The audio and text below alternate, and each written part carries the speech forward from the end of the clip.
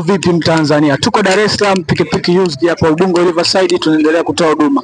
Kuna wateja wetu wamekuja kutoka mikoa mbalimbali, wamefika hapa ofisini, wamekuja kujipatia huduma. Kama kawaida, ripota wako ni ule Dula Mapikipiki. Niko hapa kukupa habari moto moto zinazoendelea hapa Dar es Salaam pikipiki used. Bana, nifuate mimi nikuonyeshe mambo.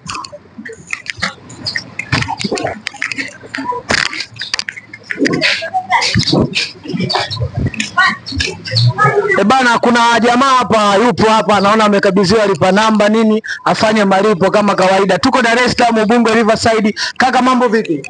Safi brother, habari? Salama kama kawaida. Karibu Dar es Salaam pikipiki used. Je, ni kipi ambacho kilikifanya ukapajua hapa na nini hasa kimekuleta hapa ofisini kwetu? Issue ya pikipiki used, kuna rafiki yangu aliniunganisha. Ndio. Kwa hiyo waliponiunganisha siku ya kwanza nikaja nikachukua pikipiki. Ndio. Na nimerudi tena kwa mara ya pili na nimependa vitu vingi, huduma zenu. Ndio.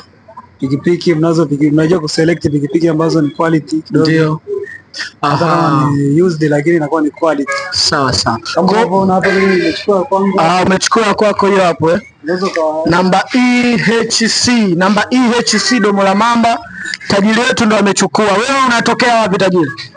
Mimi kiukweli natokea Mpanda. Unatokea Mpanda? Yeah. Kwa sasa hivi ila unaishi Dar es Salaam au ndo unapeleka chuma Mpanda?